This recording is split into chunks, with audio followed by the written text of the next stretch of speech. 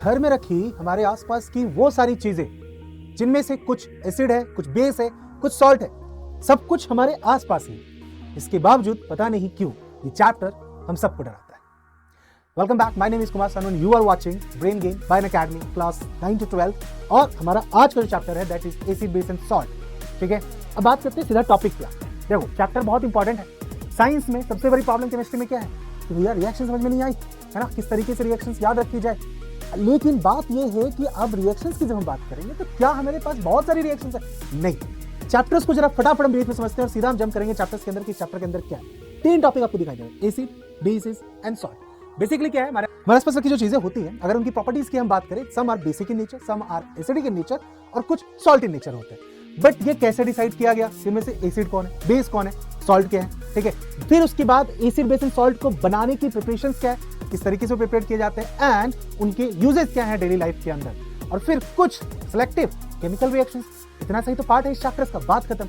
और बात सबसे इंपॉर्टेंट है कि इस चैप्टर में जो रिएक्शंस की हम बात करते हैं ना, तो सबसे इंपॉर्टेंट बात मैं बार बार कहता हूं कि आज चैप्टर की कुछ रिएक्शंस तो ऐसी है भैया जो सीबीएसई को बहुत पसंद है और वो रिएक्शंस बार बार रिपीट होती है। जब चैप्टर हम करेंगे तो इन द नेक्स्ट 30-35 मिनट्स के अंदर मैं उन सब रिएक्शंस को कवर भी करने वाला हूं। आपको ये भी बताऊंगा कि इस चैप्टर्स के कौन से पोर्शन से सबसे ज्यादा सवाल बनने के चांसेस होते हैं और ऑलरेडी बन भी चुके हैं, और आपको कौन सा पॉइंट है इस चैप्टर्स का जो बिल्कुल भी मिस नहीं करना चाहिए। ठीक है, और बिल्कुल पॉइंट टू पॉइंट चलेंगे, देखेंगे कि कौन से टॉपिक से किस तरीके से क्वेश्चन की फ्रेमिंग भी होती है। ठीक है, तैयार हो ना? अच्छा, तैयार हो गए, रेडी हो गया? रेडी हो गए तो पहले लाइक कर दो और फिर सीधा आते हैं हम चैप्टर्स के अंदर। Let's dive into the world of acids, basis and salt. ठीक है, अगर मैं इसको हिंदी में कहूँ ना, मैं जब हिंदी मीडियम में था तो बड़ा फनी नाम था, इसको अम्ल कहते थे, इसको झाग कहते थे, और ये हमारा सॉल्ट यानी कि नमक तो होता ही था। लेकिन बात है कि एक एक करके कि आखिर एसिड एसिड क्यों है, बेस बेस क्यों बना, और सॉल्ट फिर इन दोनों से डिफरेंट क्यों है, या जो सॉल्ट है वो एसिडिक भी है और बेसिक भी है, बहुत इंटरेस्टिंगली। ठीक है, देखो, सबसे पहले हम बात करेंगे एसिड की। लेकिन एसिड्स को स्टार्ट करने से पहले बहुत इंपॉर्टेंट बात जो आपके साथ शेयर करना चाहता हूं मैं, वो इंपॉर्टेंट बात ये है कि आप लोग की ऑलरेडी ना एक कमेंट आने शुरू हो गए हैं रेगुलरली। अभी प्री बोर्ड है, प्री बोर्ड की प्रिपरेशंस आप कर रहे हो, कहीं ना कहीं तकलीफ आ रही है। तकलीफ क्या आ रही है कि आपकी प्रिपरेशंस नहीं है, आपके पास स्ट्रेटेजिकल प्लान नहीं है, कोई पर्टिकुलर मेंटरशिप्स नहीं है, तो वहां आपको दिक्कत आ रही है। यू वांट दैट कि there must be some crash course kind of stuff जिससे कि आपकी चीजें कवर हो जाए। ठीक है, फिर आपका बोर्ड की एग्जाम आ जाएगी। अब बात यह है कि प्रॉब्लम यही है ना कि एक अच्छा कोर्स मिलना बहुत मुश्किल सी बात है। ठीक है, एक अच्छा बैच मिलना बहुत मुश्किल बात। इसीलिए आपकी इस प्रॉब्लम को दूर करने के लिए हम लेके आए हैं, हम ऑफर कर रहे हैं आपको बहुत ही जेन्युइन कॉस्ट पे, जस्ट ₹3,999 पे आपको मिल रहा है सीबीएसई का सब्सक्रिप्शन, फ्लैट 50% ऑफ है। ठीक है, इसका मतलब समझ रहे हो, अराउंड 8,000-9,000 का कोर्स है जो आपको इस प्राइस पे मिल रहा है। और साथ ही साथ अगर इस कोर्स को आप अभी लेते हो तो 4 महीने का एक्सटेंशन भी है, ध्यान से। ठीक है, 4 महीने का एक्सटेंशन भी है। फटाफट जाके आपको कोड रिवील करना है। क्या करना है, लिंक डिस्क्रिप्शन में दिया गया, लिंक पे क्लिक कीजिए। कोड आपको यूज करना है कोड अनलॉक, या फिर आप यूज कर सकते हो कॉस कोड KS55, कोई भी कोड यूज करके you can avail this offer. और ये ऑफर सिर्फ वैलिड है आपका टिल 30 नवंबर। ठीक है, जल्दी जल्दी जाके कर लो ताकि फिर आपकी जो प्रॉब्लम्स है ना वो प्रॉब्लम आपकी सॉल्व हो जाए। अब आते हैं बैक टू द टॉपिक, कहानी पे आते हैं। कहानी क्या है? कहानी है शुरुआत एसिड की।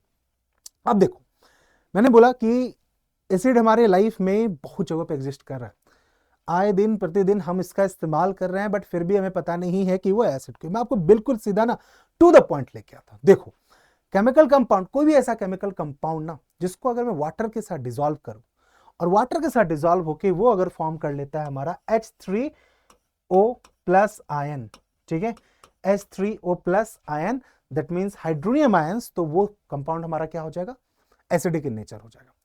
अब रीजन ये है कि वो ये आयंस फॉर्म क्यों कर रहा है, बहुत सिंपल सी बात। कोई भी चीज जो एसिडिक इन नेचर है उसके अंदर पाया जाता है एक आयन जो कि है हमारा हाइड्रोजन आयन, H+ आयंस, और इसके वजह से because of the presence of H+ ions that substance become acidic in nature. और जैसे ही एसिड को हम पानी से रिएक्ट कराएं, अब आप खुद सोचो जरा, अगर इस चीज को वाटर से रिएक्ट आप करा दो तो क्या होगा, H+ आयन जो है वो इस हाइड्रोजन के साथ जुड़ा और क्या बना लिया भैया, हाइड्रोनियम आयन बना गया, बात खत्म। तो किसी भी चीज में H+ आयंस दिखे वो एसिडिक है। बेस में क्या है, बेस में आपका OH- आयन है, हाइड्रोक्साइल आयन है। ये दो आयन पे तो पूरा चैप्टर खत्म हो जाता है। इतनी सी चीज है, फिर भी प्रॉब्लम है। लेकिन मैंने कहा मैं आपको बिल्कुल टू द पॉइंट लेके चलूंगा कि एग्जाम में जो चीज आती है वो चीज बहुत ज्यादा मैटर करती है। सबसे पहले बात कर ले प्रॉपर्टीज की।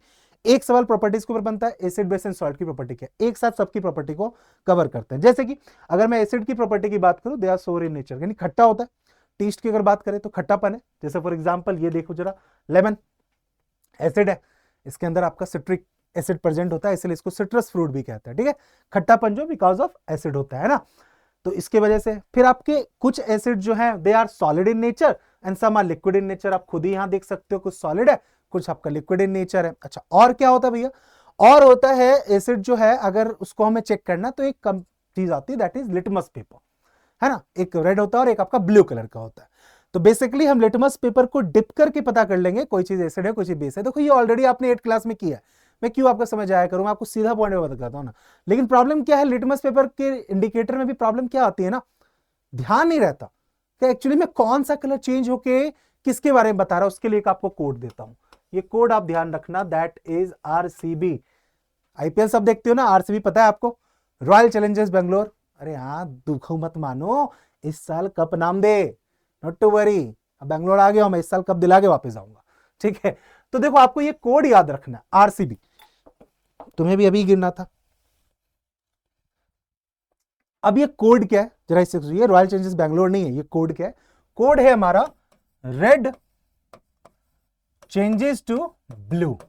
ठीक है, बहुत बढ़िया भैया, बट ये किसके लिए भैया, आरसीबी कहां की टीम है, बैंगलोर, बैंगलोर यानी B, B for base.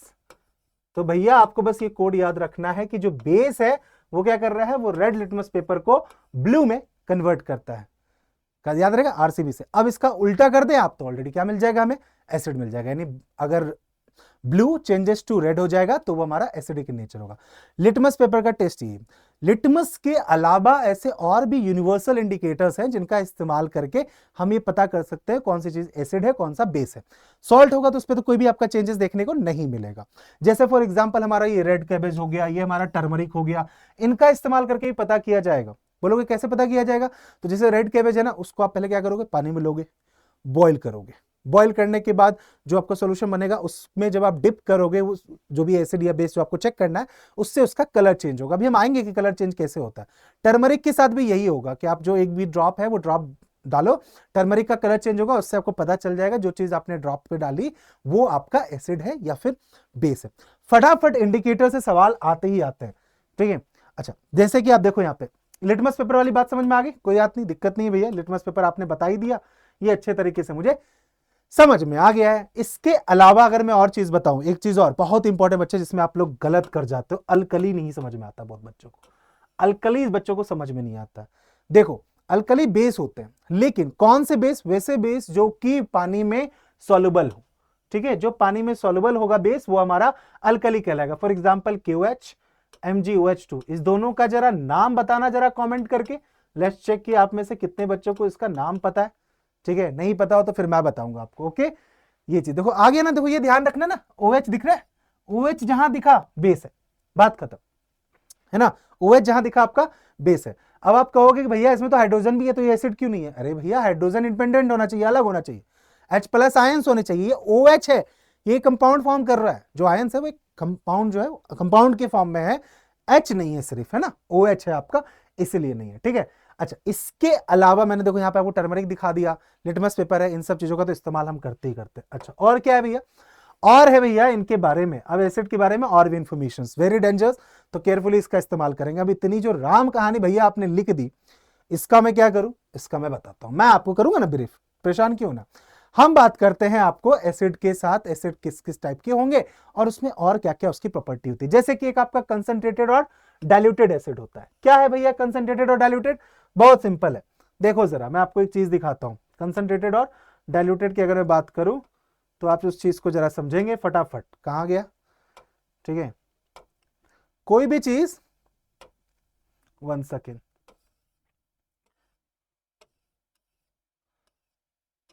Just a minute, yes ठीक है। जब मैं कंसंट्रेटेड और डाइल्यूट की अगर बात करता हूं तो एसिड और बेस दोनों में ध्यान रखना, दोनों के लिए कॉमन है। पानी दिख रहा है, पानी क्या कह रहा है, come with me I will make you dilute. क्या मतलब है इस बात का, बात यह है कि भैया पानी कह रहा है कि भैया आप मेरे साथ आओ, मैं आपके साथ मिलूंगा और आपको डाइल्यूट कर दूंगा। देखो होता क्या है, ये दो टर्म याद रखो, एक हमारा कंसंट्रेटेड है और एक हमारा डाइल्यूट है। तो बेसिकली कंसंट्रेटेड का मतलब क्या होता है कि जो सोल्यूशन होगा उसमें ना पानी कम होगा, एसिड या बेस ज्यादा होगा, तो उसे हम कंसंट्रेटेड एसिड कह देंगे या कंसंट्रेटेड बेस कह देंगे, ठीक है।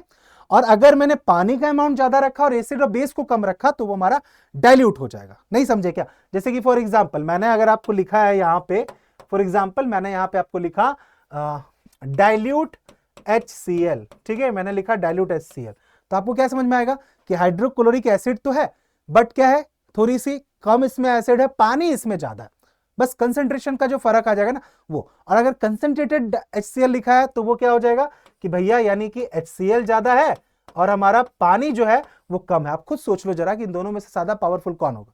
ऑब्वियस सी बात है कंसंट्रेटेड वाला। हमारे लेबोरेटरी में जो यूज होता है ना उसमें लिखा हुआ रहता है, तो कंसंट्रेटेड वाले को बहुत केयरफुली, वैसे तो एसिड है तो उसको वैसे ही केयरफुली हैंडल करना चाहिए, बट अगर कंसंट्रेटेड है that makes them more powerful, ठीक है। ये वाली बात समझ में आ गई? बोलो ठीक है भैया, आ गई भैया? अरे बताओ भैया आ गई ना, कमेंट कर देना भैया अगर समझ में आ गया तो। आप फटाफट आगे देखें, फिर बोलो भैया और क्या क्या चीजें हैं। देखो और चीजें ये हैं, बेसिकली आपको बताऊं, जैसे कि एडिशन ऑफ एसिड और बेस टू वाटर, ये बता दिया आपको, है ना, कि जब हम पानी अगर डिजोल्व करेंगे तो जो एसिड और बेस में जब वाटर डिजोल्व होगा तो वो उसको क्या करेगा, आपको डाइल्यूट कर देगा। अच्छा एक चीज और कि एसिड और बेस में अगर हम पानी मिलाते हैं तो जो रिएक्शंस होगी वो एक्सोथर्मिक होगी। एक्सोथर्मिक का मतलब समझ रहे हो? फर्स्ट चैप्टर में पढ़ा है ना केमिकल रिएक्शंस में, नहीं पढ़ा गया? कोई बात नहीं, वो भी कवर कराऊंगा। एक्सोथर्मिक रिएक्शंस यानी कि उसमें से हीट निकलेगी, ठीक है। एक बहुत इंपॉर्टेंट सवाल आता है, सीबीएसई का बहुत फेवरेट क्वेश्चन है, जरा इसका जवाब कमेंट में बताना, वरना मैं इसको कवर करने वाला हूं जब टॉप 30 एमसीक्यूज वगैरह कवर करेंगे, कि अगर मुझे एसिड और पानी को डिसॉल्व करना है, ध्यान से सुनना, तो मैं क्या करूं? क्या मैं एसिड लेके उसे पानी में डिप करूं या मैं एसिड को रखूं और उसमें पानी डिप करूं? ये क्वेश्चन बहुत इंपॉर्टेंट क्वेश्चन है, कई बार पूछा गया है और इसको आपका लॉजिकल आंसर्स देना होगा। तो राइट कमेंट करके बताना जरा इस सवाल का जवाब क्या होगा, किस चीज को किस में आप मिलाना शुरू करोगे। मिलेंगे तो दोनों तरीके से, बट आपको बताना है डिसॉल्व करने का तरीका क्या होगा, ठीक है। अच्छा एक चीज और कि अब देखो यहां पे जरा, आपको अगर देखा आपने तो मैं बताता हूं सोल्यूशन, देखो यहीं पे, the acid must be added slowly to the water with constant stirring. समझ में आया? पानी नहीं डालेंगे, क्योंकि पानी अगर आप एसिड में डालोगे ना तो वो क्या होगा, उसके छिटके छपके उड़ने लग जाएंगे, समझ रहे हो, वो छिटकने लग जाएगा और वो आपको डैमेज कर सकता है ना, क्योंकि एसिड से इरिटेशन होगी, जलेगा। तो आपको क्या करना है, एसिड को लेना और उसको पानी में बहुत धीरे धीरे धीरे धीरे धीरे आराम से डालना, ठीक है, पोर करना उसको। चलो भैया, है ना, तो ये वाली बात हो जाती है। जैसे उन्होंने बोला if one mixes the other way by adding water to the concentrated acid the heat generate causes the mixture to splash out and causes burn. देखा कि अगर मैं पानी डालना शुरू कर दूंगा एसिड के अंदर तो क्या हो जाएगा, जो एसिड है वो हीट जनरेट करेगा और उससे जो है ना आपको स्प्लैशेस आउट से, वही जैसे आपने देखा कि गर्म तेल के अंदर आप पानी कैसे छींटे मारो, बहुत होता है ना, मम्मी कई बार कहती है कि गर्म तेल है तो गिले हाथ से उसको मत टच करो या कुछ भी, पानी वाला, जैसे ही गर्म तेल आप पानी डालोगे ना तो ऐसे स्प्लैश आउट करेगा, छिटके मारने शुरू कर देगा गरम गरम और जल जाती है चीजें। तो इस चीज का ध्यान रखना होता है, ओके। ये सब एक्सपेरिमेंट नहीं कीजिएगा घर के अंदर, ठीक है, don't try this at home. चलो अब एक चीज और बताता हूं आपको कि अगर मैं बात करूं आपको कि क्या होगा जब अगर एसिड को अगर हम पानी से मिला दें, बहुत सिंपल सी बात है, बता ही दिया मैंने आपको, H+ आयंस को वाटर से मिलाओगे H3O। देखो एक चीज आपको समझाता हूं, इधर आओ, बहुत पास आओ ना जरा, एक चीज आपको बतानी है, बताना ये है आपको कि ना एग्जाम नंबर्स लाना मैंने कहा बहुत आसान है। क्यों आसान है? क्योंकि ना टॉपिक ज्यादा है नहीं, टॉपिक सिंपल है, ध्यान रखनी है सीधे पॉइंट टू पॉइंट वाली बात है, पॉइंट टू पॉइंट वाली बात है, कट पॉइंट वाली बात है कि ये चीज है, उतना ध्यान रख लिया उतना काम चल जाएगा भाई, उतना तो ध्यान रखना पड़ेगा। आप समझो जरा, मैं ऑलरेडी इस चैप्टर को इसलिए इतने ब्रीफ में करा रहा हूं, वन शॉट जरूर है बट ब्रीफ में कराने की कोशिश है इसको कि जल्दी जल्दी चीजें कवर अप हो जाए। अब आओ जरा, इससे बनेगा एक सवाल जरूर, कंफर्म है एमसीक्यूज के अंदर इससे एक सवाल आने वाला। लिटमस बता दिया था मैंने, लिटमस पे किसका क्या रिएक्शंस होगा वो आपको बताया था, एक बार जरा फिर से देख लो फटाफट। जैसे कि न्यूट्रल सोल्यूशन तो है वो पर्पल, ठीक है, एसिडिक सोल्यूशन लिटमस पेपर को रेड कर देगा, बेसिक आपका ब्लू कर देगा, कोई दिक्कत नहीं है, बहुत बढ़िया बात। नाउ अब आपका लिटमस जो है वो दो फॉर्म, ये तो आपका पीएच स्केल है, ये हम बात करेंगे इसके बारे में आगे। ये लिटमस पेपर होता है आपका, डिप करोगे इस तरीके से तो न्यूट्रल अगर सोल्यूशन होगा तो पर्पल कलर का रहेगा, लेकिन अगर न्यूट्रल नहीं है तो फिर वो चेंज करेगा उसका कलर, ठीक है। देन फिर अगर हम बात करें और भी बहुत सारे, तो जैसे कि हमारा मिथाइल ऑरेंज हो गया, ये दिख रहा है आपको, ये भी एक इंडिकेटर है, ये हमारा फिनोप्थिलीन होता है, इसका भी इस्तेमाल करते हैं, इसमें भी कलर चेंज होता है। कैसे? अगर हम मिथाइल ऑरेंज लें न्यूट्रल सॉल्यूशंस में तो वो ऑरेंज ही रहेगा जो कलर का, एसिडिक सोल्यूशन में जाके वो लाल रंग का हो जाएगा, बेसिक में वो पीले रंग का हो जाएगा। तो ये ध्यान रहो, ये कभी पूछ लेता है, एक नंबर में कलर चेंज आपसे पूछ लेता है।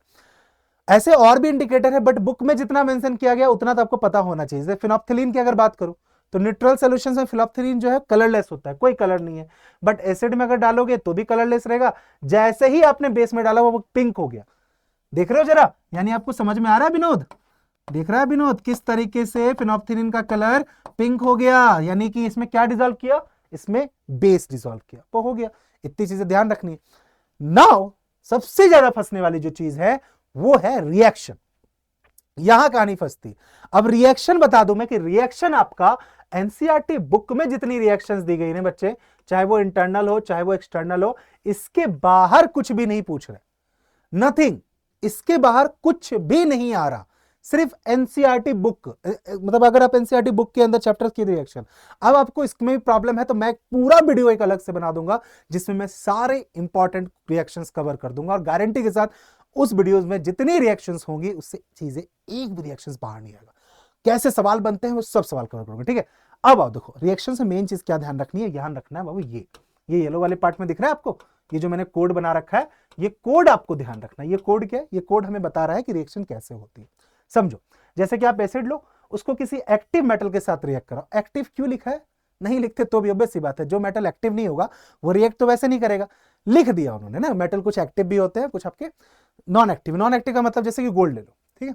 अब गोल्ड ना लेस रिएक्टिव है तो उसको नॉन एक्टिव कह सकते हो कि बहुत कम रिएक्ट करता है। खैर, तो एसिड को एक्टिव मेटल के साथ लोगे, रिएक्ट कराओगे, क्या बनेगा, एक तो नमक, हाइड्रोजन और हीट। अब मुझे एक बात बताओ, ये तो चीज फिक्स है ना, ये हमेशा बनेगी, ये हमेशा ही बनेगी, ठीक है। हीट भी आपका निकलेगा, ये भी हमेशा फिक्स है क्योंकि एक्सोथर्मिक रिएक्शन होगी। डिफरेंस क्या आएगा बाबू, सॉल्ट का आएगा। क्यों, क्योंकि सॉल्ट आपका फिक्स नहीं है कि कौन सा बनेगा, हाइड्रोजन तो फिक्स है कौन सा बनेगा, वो डिपेंड करेगा कि आपने कौन सा मेटल यूज किया। जैसे फॉर एग्जांपल आप यहां देखो कि हमने क्या लिया, हमने लिया हाइड्रोक्लोरिक एसिड, HCl लिया, ठीक है, ओके भैया। फिर हमने लिया मैग्नीशियम, Mg ले लिया, तो भैया रिएक्ट करके H2 बना, हाइड्रोजन तो बन ही गया, कोई दिक्कत नहीं है। साथ में बना हमारा मैग्नीशियम क्लोराइड। अब भैया ये मैग्नीशियम क्लोराइड क्या होता है, MgCl2, ठीक है। 9th क्लास में करके आए हो फॉर्मूला बनाने वाला, अगर नहीं पता तो बता देना, एक क्विक टॉपिक के ऊपर क्विक वीडियो बना दूंगा ताकि आपका फॉर्मूला गलती नहीं हो। बस ये चीज आपको बेटा ध्यान रखनी। दूसरा आते हैं एसिड का रिएक्शन विथ मेटल कार्बोनेट। फिर देखो एसिड को मेटल कार्बोनेट से रिएक्ट कराओ, क्या बन रहा है, सॉल्ट, वाटर, कार्बन डाइऑक्साइड। दो प्रोडक्ट तो आपका फिक्स ही है ना, पानी और कार्बन डाइऑक्साइड, H2 और CO2। क्या है, फिर से सॉल्ट है। सॉल्ट किस पर डिपेंड करेगा कि कौन सा मेटल कार्बोनेट आपने यूज किया। जैसे यहां पे आपने यूज किया है CaCO3, ऑब्वियस सी बात है, देखो ये CO3 जो है यही आपको CO2 बना रहा है, समझ में आई बात। आप बोलोगे भैया एक ऑक्सीजन का है, वो एक ऑक्सीजन यहां दो हाइड्रोजन के साथ गया तो पानी बना लिया, क्या बचा भैया, क्लोरीन बच गया। कितना क्लोरीन, 2 क्लोरीन बच गया और एक कैल्शियम बच गया, बन गया CaCl2। देखो कितना आसान है रिएक्शन, रिएक्शन है ही नहीं टफ, मैं बता रहा हूं आपको। अगर आपको ये चीज ध्यान रहे ना कि क्या कोड है बेटा, सही बता रहा हूं, आप चीजें बनाना शुरू कर दो, आपको बचा हुआ जो है ना वो खुद ही दिखा देगा कि कहां पे पहुंचना है। जैसे कि एक और देखो जरा, एक बार जरा इस चीज को और ध्यान समझिएगा, ठीक है। लेकिन पता है दिक्कत क्या है, दिक्कत यह है कि अब इस पॉइंट तक जो बच्चे पहुंचे सो पहुंचे, उनको ये बात समझ में आ गई। जो बच्चे स्टार्टिंग में ही चाह रहे हैं कि 5 मिनट में 3 मिनट में कुछ चीजें हो जाए, वो चले गए। अब जब वो चले गए तो उनको ये चीज समझ में नहीं आएगी, बेटा आपको समझ में आ गई। क्या है, reaction of acid and base, neutralization reactions कहते हैं बेसिकली इसको, ठीक है। इसको हम कहते हैं न्यूट्रलाइजेशन रिएक्शन। एग्जाम में पूछता है कई बार what is neutralization reaction. Basically देखो क्या होगा, एसिड की पावर है अपनी एसिडिक नेचर, बेस का पावर अपना बेसिक नेचर। तो अगर मुझे एसिड का एसिडिक पावर को कम करना है तो क्या करो, उसमें बेस डाल दो, और बेस में अगर बेसिक पावर को कम करना है एसिड डाल दो, दोनों एक दूसरे को न्यूट्रलाइज कर देंगे। That's why this is known as neutralization reaction. होता क्या है, एसिड और बेस आपस में रिएक्ट करेंगे, देखो फिर से नमक बनाया, साथ में पानी और हीट, ठीक है। अब देखो रिएक्शन कैसे, ध्यान रहिए, आपने एक एसिड लिया H2SO4, आपने एक बेस लिया MgO। अब आपको दिख रहा है साफ कि भैया पानी तो बनेगा ही, तो भैया पानी कैसे बनेगा, देखो बनाना सीखते हैं। पानी कैसे, भैया ये रहा H2 और ये रहा हमारा ऑक्सीजन, ठीक है भैया, ये दोनों मिल गए तो क्या बन गया, पानी बन गया। भैया क्या बच गया, भैया यहाँ पे SO4 सल्फेट बच गया है, भैया यहाँ पे मैग्नीशियम बच गया, मिला दो ना दोनों को, बन गया सॉल्ट, कहानी खत्म। ये कोड मुझे बस ध्यान रहे कि एक्चुअली में प्रोडक्ट में क्या क्या बन रहा है, आप समझ में आई बात, ठीक है। चलो ये पानी वाली बात मैंने आपको बता दी। अच्छा, अल्कली मैंने आपको बता ही दिया कि अल्कली बेसिकली क्या है। अल्कली आपका सोल्यूशन है बेस का, वैसा बेस जो बेसिकली आपका पानी में डिसॉल्व हो जाए। और मोस्टली मेनली ना जो मेटल हाइड्रोक्साइड्स होते हैं ना, उनसे जो बेस बनता है। अच्छा, एक चीज और आपको यहां पे बता देता हूं मैं, चलो लगे हाथ यहां पे। एक चीज और कि देखो, दो चीज, एक तो हमारा है मेटल का ऑक्साइड, ठीक है, एक हमारा मेटल का ऑक्साइड होता है और एक हमारा होगा नॉन मेटल का ऑक्साइड, ठीक है। अब दोनों में बताता हूं होता क्या। ऑक्साइड तो आप लोग को समझ में आ ही रहा है। ऑक्साइड बेसिकली क्या है कि हमने ना ऑक्सीजन से रिएक्ट करवा दिया और ऑक्साइड बन गया, ठीक है। जैसे कार्बन नॉन मेटल है, ऑक्सीजन से रिएक्ट किया तो कार्बन डाइऑक्साइड बना लेगा, है ना। सोडियम मेटल है, सोडियम ऑक्सीजन से रिएक्ट करेगा, सोडियम ऑक्साइड बना लेगा। तो मेटल से बनने वाला oxide metallic oxide, non metal से बनने वाला ऑक्साइड नॉन मेटेलिक ऑक्साइड। लेकिन मेटल के ऑक्साइड को पानी के साथ मिलाओ, ठीक है। मेटल के ऑक्साइड को क्या करना है, पानी के साथ मिलाना। जैसे ही मेटल का ऑक्साइड पानी के साथ मिलेगा, पता है क्या बनाएगा, बेस बनाएगा। Basic in nature, metallic oxide basic in nature, ठीक है। दूसरी तरफ नॉन मेटल का ऑक्साइड लो और उसको पानी में डिसॉल्व कराओ, क्या बनाएगा, एसिडिक एसिड बनाएगा। ये ध्यान रखिएगा, metal oxide are basic in nature और non metallic oxide are acidic in nature. तो वही वाली बात बोली कि अगर मुझे अल्कली सॉल्यूशन बनाना है यानी बेस बनाना है, तो मोस्टली जो हमारा है वो मेटेलिक हाइड्रोक्साइड होगा, मेटेलिक ऑक्साइड होगा, ठीक है। अब आते हैं इसके यूज के बारे में, क्या क्या यूज है एसिड का। देखो कुछ यूजेस मैंने यहाँ पे आपको लिखे, कुछ टाइप ऑफ एसिड लिखा है। जैसे कि बोरिक एसिड है, क्या इस्तेमाल होता है इसका, आंखों में जलन हो जाए, है ना, तो जो आई ड्रॉप वगैरह हम यूज करते हैं, आई वॉश वगैरह यूज करते हैं, वो आपका बोरिक एसिड है। सिट्रिक एसिड, वही सिट्रस फ्रूट ये रहा, है ना, तो इसको प्रिजर्वेटिव के लिए फूड प्रिजर्वेशन में काम होता है। ऑक्जेलिक एसिड, ये आपका स्टेन, दाग लग जाए, कुछ दाग अच्छे होते हैं, सुना है ना, तो ऑक्जेलिक एसिड का इस्तेमाल किया जाता है दाग को रिमूव करने के लिए।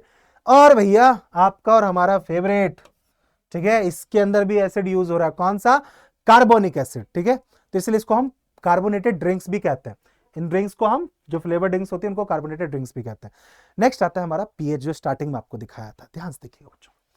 पीएच क्या है, पीएच का अगर मैं बात करूं ना, पीएच का मतलब होता है power of H+ ions. Basically pH scale basically क्या है, एक समझ लो मीटर है जिसका इस्तेमाल करते हैं हम ये पता करने के लिए कि जो चीज एसिड या बेस है वो कितने पावरफुल एसिड या कितना पावरफुल बेस है।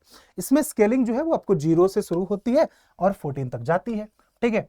0 से 7 तक के बीच का जो रेंज है वो एसिड के लिए होता है, 7 आपका न्यूट्रल होता है और फिर 8 से आपका 14 क्या चलता है, बेस चलता है, या उसको आप एल्केलाइन कह सकते हो। अब क्या होता है कि अगर आप 0 से 7 में तो एसिड है, तो इसका मतलब क्या हुआ कि जितना आपका पीएच स्केल कम होगा ना उतने पावरफुल एसिड हो गए। तो यहां पे जो एसिड आपको दिखेगा वो आपका बहुत ज्यादा पावरफुल है, बहुत स्ट्रांग है, ठीक है, बहुत आपका स्ट्रांग है। और जैसे जैसे आप आगे बढ़ोगे यहां पहुंचते पहुंचते वो आपका वीक हो जाएगा, ठीक है। बेस की अगर मैं बात करूं तो बेस में यहां वीक है, बेस में यहां वीक है, और जैसे जैसे हम आगे बढ़ेंगे यहां हमें क्या मिलेगा, स्ट्रांग मिलेगा। अब सवाल ये आता है कि भैया ये कैलकुलेशन होगी कैसे कि जो पीएच है वो कितना निकला, उसके लिए एक फॉर्मूला है। खैर इस पे क्वेश्चन अभी नहीं है एग्जाम में। पीएच इक्वल टू -log10H+, ये प्लस यहां है और log10 में बात करूं ये बेस में 10 है, ठीक है। तो बेसिकली क्या होगा, हम क्या करेंगे, हम देखेंगे जो सोल्यूशन है उसमें कितना हाइड्रोजन प्लस आयन प्रेजेंट है, ठीक है। और सीधा हम क्या करेंगे, जैसे कि मान लो 2 हाइड्रोजन प्लस आयन है तो यहां पे हमने 2 रख दिया, आप एक कैलकुलेशंस करोगे, नेगेटिव लॉग बेस आपका 10 यूज करोगे और 2, तो आपका आंसर आ जाएगा। तो जो आंसर आएगा वो पीएच की वैल्यू होगी, जिससे आपको पता चल जाएगा कि वो कितना पावरफुल एसिड है, बेस है, या फिर वो एक न्यूट्रल सॉल्यूशन है, ठीक है भैया। अच्छा, इंडिकेटर्स की बात तो मैंने शुरू में ही कर ली है, इस पे हम दोबारा भी क्या ही टाइम स्पेंड करें। फिर आगे चलते हैं importance of pH in everyday life, कि भैया पीएच का इस्तेमाल क्यों करें, क्या करना है कैलकुलेट करके, ठीक है। बहुत यूज है पीएच का, मैं बता रहा हूं आपके घर में भी इसका इस्तेमाल हो चुका है। जैसे कि आपको एक चीज बताता हूं कि जो पीएच है ना, दांतों के टूटने का और घिसने का कारण भी होता है। जो हमारा टूथ डिके होता है ये तब होता है जब मान लो कि अगर जो टीथ है उसको ना एसिडिक एनवायरनमेंट मिल जाए, यानी कि पीएच 5.5 या 5.5 से कम, लेस देन और इक्वल टू 5.5 का अगर पीएच मिल जाता है तो भाई साहब क्या हो जाएगा, हमारा टूथ डिके हो जाएगा। यानी कहने का मतलब कि अगर हम कोई ऐसी ड्रिंक पी लेते हैं, कोई ऐसा लिक्विड कंज्यूम कर लेते हैं जिसका पीएच 5.5 या उससे कम होगा, दैट मीन्स एसिडिक है, तो उससे हमारा टूथ डिके होने लग जाएगा। तो इसीलिए जो वाटर होती है ना, इवन जो पानी वगैरह कहीं भी हम जाते हैं, सब शिफ्ट होते हैं, जो प्यूरीफायर वगैरह लगाने आते हैं, वो पीएच स्केल होता है उनके पास। कभी आएंगे ना सर्विस करने तो उनके पास देखना, मांगना उनसे, पीएच स्केल होगा, और वो पीएच स्केल ऐसे पानी में डिप करेंगे और उससे मेजर कर लेंगे कि भैया आपका वाटर जो है वो एसिडिक हो रहा है, बेस हो रहा है, या वो क्या। तो न्यूट्रल रहना चाहिए पानी को, मिनरल्स होने चाहिए, बाकी चीजें। अच्छा, और क्या होता है, जैसे जो प्लांट्स और एनिमल्स होते हैं, they are sensitive to pH, ठीक है। तो कहने का मतलब क्या हुआ कि कई बार जैसे कि जब आप प्लांट जो है, तो एग्रीकल्चर जब करते हैं, जब किसान खेती करते हैं ना, तो सॉइल का भी पीएच स्केल वो चेक करते हैं कि भैया इस मिट्टी का पीएच कितना है, पीएच स्केल कितना है। उस पीएच स्केल के हिसाब से उस पे वो प्लांट लगाते हैं, ठीक है, कि भैया इस तरह का पीएच स्केल है, तो यहाँ पे इस तरह का प्लांट हम यहाँ पे कल्टीवेट कर सकते हैं। So this is how it could be done. अच्छा, पीएच ऑफ सॉइल है ना, बता दिया आपको, वो चीज होता है। अच्छा, एक चीज और आपका होता है यहाँ पे कि जैसे कि हम अपनी बात करें, ह्यूमन बॉडी की बात करें, तो जब आप बायोलॉजी पढ़ोगे, लाइफ प्रोसेस, तो उसमें डाइजेस्टिव सिस्टम पढ़ा है ना, हाइड्रोक्लोरिक एसिड होता है। तो हमारी जो बॉडी है वो भी पीएच स्केल्स को लेकर काम कर रही है, समझ लो। हाइड्रोक्लोरिक एसिड मतलब क्या, एसिड हो गया, उसका एक पीएच स्केल्स है जो कि डाइजेशन में आपका मदद करता है। जैसे कि यहाँ पे आपको बताऊं मैं कि जब डाइजेशन होता है स्टमक के अंदर, तो बेसिकली जो स्पेसिफिक पीएच होता है हमारे स्टमक का, वो हमारा 1.5 से 4 तक होता है। ये सब देखो डेटा है बेटा, और सब एग्जाम में आपसे डायरेक्टली पूछा जाता है, ठीक है। और बहुत इंफ्लुएंस होता है कि अगर ये जो पीएच स्केल है स्टमक का, ये थोड़ा भी ऊपर नीचे हो, थोड़ा भी ऊपर नीचे, जैसे ही 1.5 से कम हो जाए, क्या होने लग जाएगी, एसिडिटी, ठीक है। फिर क्या लोगे आप, समझ में आ रहा है, पेट में एसिडिटी होगी तो क्या लेते हैं, इनो। क्यों लेते हैं इनो, क्योंकि इनो बेसिक नेचर होता है, न्यूट्रलाइज कर देगा, है ना, लेकिन अंदर कुछ ना कुछ सॉल्ट जरूर वो फॉर्म कर लेगा, ठीक है।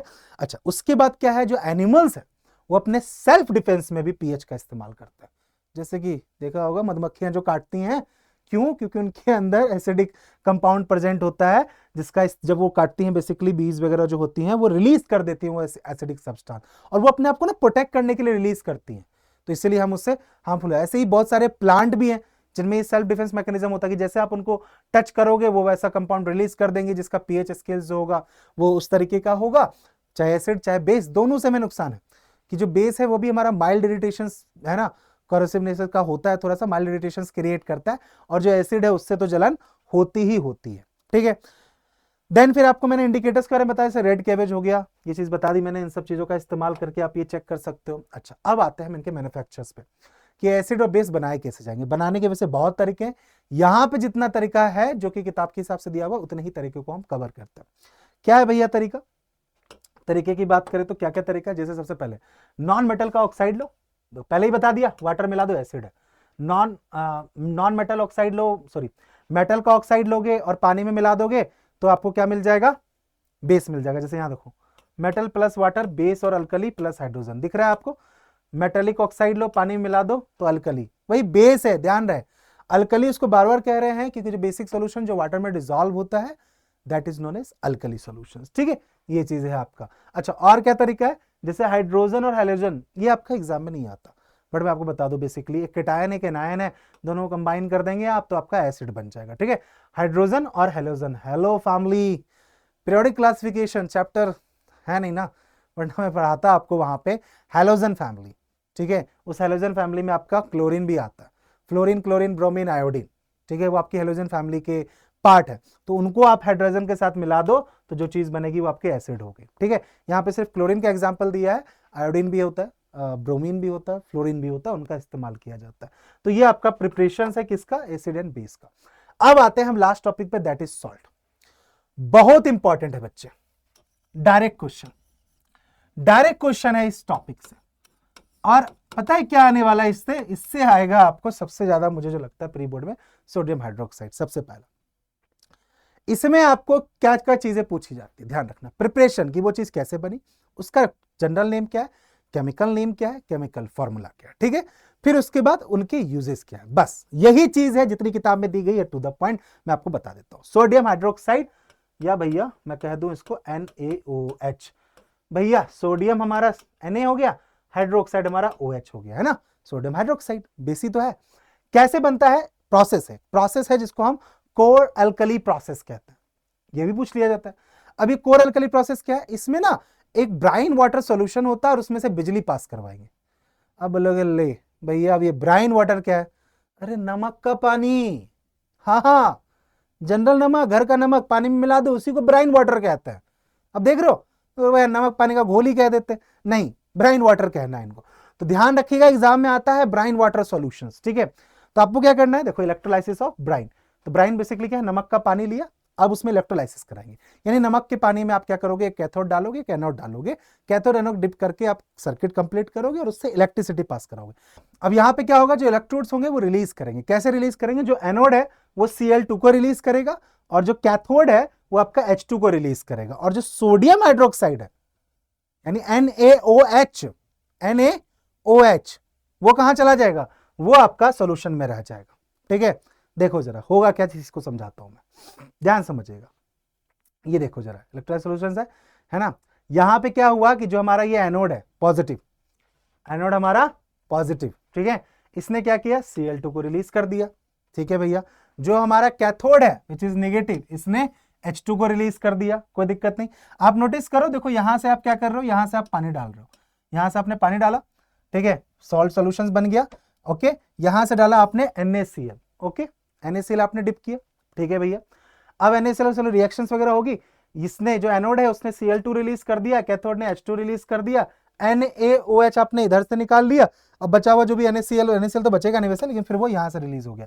अब बात आती है कि क्लोरीन हाइड्रोजन जो हमें मिला, इसका करेंगे क्या, इनका इस्तेमाल करेंगे, क्लोरीन का इस्तेमाल करेंगे क्या करने के लिए, वाटर को प्यूरिफाई करने के लिए, स्विमिंग पूल वगैरह को साफ करने के लिए ना क्लोरीन टैबलेट यूज की जाती है, ठीक है। हाइड्रोजन है उसका आप अलग तरीके से इस्तेमाल कर लोगे, सोडियम हाइड्रोक्साइड है उसका इस्तेमाल अभी दिखाता हूं आपको, आगे चल के होने वाला, उससे और चीजें बनाई जाएगी। नेक्स्ट आता है हमारा ब्लीचिंग पाउडर। आपने कभी देखा हो कि नगर पालिका या जो म्यूनिसिपैलिटीज वाले होते हैं जब सफाई करते हैं ना, तो एक सफेद रंग का पाउडर है जो वो नालियों और इस तरह की गंदगियों के आसपास है ना छिड़क देते हैं, इस तरह से स्प्लिट आउट कर देते हैं। या कभी कभी आप बस स्टैंड या रेलवे स्टेशन जाओगे, वहां का पानी पियोगे तो आपको एक अजीब सा टेस्ट आता है, क्योंकि उसके अंदर यही वो चीज मिलाते हैं, ब्लीचिंग पाउडर। आप बोलोगे हे भगवान, केमिकल कंपाउंड मिला रहे पानी में, क्योंकि ये ब्लीचिंग पाउडर हेल्प करता है वाटर को प्यूरिफाई करने में। नो डाउट उसका टेस्ट तो बेकार करता ही है, बट वाटर को जो कहते हैं प्यूरिफाई करने का काम करता है। साथ ही साथ गंदगी वगैरह होती है तो उसका भी इस्तेमाल कर लेते हैं हम, ब्लीचिंग पाउडर जो डिसइंफेक्ट का काम करता है। केमिकल प्रॉपर्टी, सबसे पहले फॉर्मूला की बात करें, ये रहा फॉर्मूला इसका, बहुत इंपॉर्टेंट है, कैल्शियम, ध्यान समझिएगा बच्चे, कैल्शियम ऑक्सीक्लोराइड, कैल्शियम ऑक्सीक्लोराइड, ठीक है। This is the CaOCl2, this is the formula of bleaching powder, ठीक है। इंडस्ट्रियल यूज क्या है, एज ए ब्लीचिंग एजेंट, मैंने बता दिया, टेक्सटाइल इंडस्ट्रीज में इस्तेमाल होता है, व्हाइटनिंग फैब्रिक्स के लिए इस्तेमाल होता है, ऑक्सीडाइजिंग एजेंट की तरह इसका इस्तेमाल होता है। ऑक्सीडाइजिंग एजेंट याद है ना, वो कंपाउंड जो ऑक्सीडेशन कराने में मदद करेगा। पहला चैप्टर नहीं पता तो कोई बात नहीं, पहला चैप्टर का कराऊंगा, रैपिड डिवीजन वगैरह में सब चीज कवर करूंगा। देन फिर ये बनाया कैसे जाता है, ये बहुत इंपॉर्टेंट, सिंथेसाइज, किसको फॉर्म कैसे करेंगे, कुछ नहीं करना है। यहां पे देखो क्या कीजिएगा, क्लोरीन लीजिए, साथ में उसको स्लेक्ट लाइम यानी CaOH2 इसके साथ करा दीजिए रिएक्ट, क्लोरीन को स्लेक्ट लाइम के साथ रिएक्ट करा दोगे, ये बन जाएगा ब्लीचिंग पाउडर, साथ में बन जाएगा पानी, क्लोरीन। बात समझ में आ गई आपकी, ठीक है। अच्छा ये रिएक्शंस दो बार हो गई है, this is not needed, this is not needed, ठीक है, ये रिएक्शन आपकी दो बार रिपीट हो गई। तो बस आपको ये करना है, क्लोरीन को स्लेक्ट लाइम के साथ मिला देंगे, बन जाएगा ब्लीचिंग पाउडर, साथ में बन जाएगा हमारा वाटर, और साथ में हमारा बस सॉरी ये चीज आपकी फॉर्म हो जाएगी, दैट्स इट, बात खत्म, इतना सा तो चीज है। नेक्स्ट आता है बेकिंग सोडा। बेकिंग सोडा जिसका इस्तेमाल किया जाता है गर्मा गर्म भटूरे बनाने में, केक बनाने में, क्रिस्पी पकौड़े बनाने में बेकिंग सोडा का इस्तेमाल होता है। घर में ही रखा होगा, ऐसे जाके मत टेस्ट कर लेना, बहुत बेकार होगा, ठीक है। और कई बार अगर ज्यादा डल जाता है ना ये केक वगैरह में, तो उसका भी टेस्ट खराब कर देता है। अब ये करता क्या है, ये हमारा जो खाना क्रिस्पीनेस, उसको फ्लफीनेस, सॉफ्टनेस करने के लिए इस्तेमाल किया जाता है बेकिंग सोडा का, ठीक है। केमिकल नेम की बात करो भैया, ये तो आपने बता दिया, इसका जनरल नेम की बेकिंग सोडा है, केमिकल नेम है इसका सोडियम हाइड्रोजन कार्बोनेट। तो सोडियम का Na, हाइड्रोजन का H, कार्बोनेट का CO3, ठीक है। व्हाइट इन कलर होगा, क्रिस्टलाइन सब्सटेंस होगा। क्रिस्टलाइंस का मतलब क्या होता है, देखो जब देखो जैसे नमक वगैरह को देखोगे ना, तो पाउडर फॉर्म में जरूर होता है, बट उसके अंदर हल्के हल्के चमकीले क्रिस्टल्स होते हैं, दैट इज क्रिस्टलाइन सब्सटेंस, ठीक है। टेस्ट की अगर बात करें, स्लाइटली सॉल्टी और अल्केलाइन, वही बेसिक इन नेचर है, तो थोड़ा कड़वापन है, बीटर इन टेस्ट है। प्रिपरेशंस की बात करते हैं, प्रिपरेशन इंपॉर्टेंट है। जो प्रिपरेशन है इसका, उस प्रोसेस का नाम है सॉल्वेरी प्रोसेस, ठीक है। एग्जाम एनसीईआरटी में नहीं लिखा हुआ आपको सॉल्वेरी, ठीक है ना, ये प्रोसेस मैंने लेकिन बता दिया आपको। कैसे होगा? तो आपको क्या करना है, लाइमस्टोन का डिकम्पोजिशन करना है। CaCO3 कैल्शियम कार्बोनेट लिया, डिकम्पोजिशन करने के लिए उसको हीट किया तो आपका कैल्शियम ऑक्साइड बना, साथ में आपका कार्बन डाइऑक्साइड बना। लेकिन ये तो आपका फॉर्म हुआ नहीं, हमें तो NaHCO3 चाहिए था। अब इसमें क्या करेंगे, इसको जो है देखो देखना जरा ध्यान से, यहां ध्यान समझिएगा जरा। अब रिएक्शंस कराएंगे विद सॉल्ट एंड अमोनिया, तो NaCl plus NH3 plus CO2 plus H2O। जब इसको हम रिएक्ट कराएंगे तो फिर हमें क्या बनेगा, NaHCO3 प्लस NH4Cl। बात समझ में आ गई, NH4Cl, ठीक है। और ये रहा हमारा, किधर गया, दिस वन, ये रहा हमारा बेकिंग सोडा। फिर इसी बेकिंग सोडा का इस्तेमाल करके हम क्या बना लेंगे, वॉशिंग सोडा। अभी आगे देखते हैं यूज, देखो इसका कहाँ है, एंटासिड। वही स्टमक के अंदर एसिडिटी वगैरह हो जा रही, इनो नहीं मिले ना, थोड़ा सा बेकिंग सोडा घोल के पी लोगे तो उससे भी काम हो जाएगा। साथ ही साथ इसका इस्तेमाल वही वाटर को सॉफ्ट करने में किया जाता है, जो वॉशिंग पर्पस, अभी हम आने वाले हैं। और अल्कलाइन एजेंट की तरह भी इसका इस्तेमाल होता है, तो इसके बहुत सारे केमिकल प्रोसेस है, ठीक है। देखो आ गया, वॉशिंग बताया था मैंने, वॉशिंग सोडा इसका इस्तेमाल होगा। देखो जरा आप कैसे इसका इस्तेमाल किया जाएगा और किस तरीके से इसको हम यूज करेंगे, ठीक है। नाउ कि जो आपका ये NaHCO3 सोडियम हाइड्रोजन कार्बोनेट, ठीक है, बेकिंग सोडा का ही इस्तेमाल करके बनाया जाएगा आपका वॉशिंग सोडा। इस्तेमाल होगा इसका ग्लास में, सोप में, पेपर इंडस्ट्रीज के अंदर और वाटर को सॉफ्ट करने के अंदर, ठीक है। लास्ट आता है हमारा क्रिस्टलाइजेशन ऑफ सॉल्ट। मैंने बताया आपको कि बेसिकली क्रिस्टलाइजेशन का मतलब बच्चे नहीं समझ पाते। देखो होता क्या है कि कोई चीज, बहुत सारी चीज ना पाउडर के फॉर्म में दिखती है, बट एक्चुअली में उसमें थोड़े थोड़े वाटर मॉलिक्यूल्स प्रेजेंट होते हैं, और वो water molecules in form of crystals होते हैं, ना कि लिक्विड फॉर्म में होते हैं। तो जब इस तरह की फॉर्मेशंस होती है सॉल्ट की, तो उसे हम क्रिस्टल्स ऑफ सॉल्ट कहते हैं। अब यहां पे वैसे सारे नहीं है, यहां पे कुछ क्रिस्टल्स ऑफ सॉल्ट है, उनके बारे में यहां पे बात की गई है। देखो जैसे यहां पे क्या बताया उन्होंने, certain salt form crystals by combining with definite proportion of water. एक फिक्स प्रोपोर्शन में, एक फिक्स क्वांटिटी में पानी मिला दो तो उससे वो फॉर्म हो जाएगा, ऐसा नहीं कि कुछ भी पानी मिला देना है, ठीक है। तो वो आपका क्या कहते हैं, क्रिस्टल्स का फॉर्मेशन ले लेगा। जैसे फॉर एग्जांपल NaCl, घर में जो नमक यूज होता है, आप नोटिस करना घर के नमक को, ऐसे भी देखोगे ना, हाथ में रख के देखना जरा, तो आपको ना चमकीले चमकीले क्रिस्टल्स देखने को मिल जाएंगे, NaCl। शुगर हो गया आपका, चीनी देखा है, चीनी ऑलरेडी क्रिस्टल्स के फॉर्म में ही है ना, दाना जो उसका है।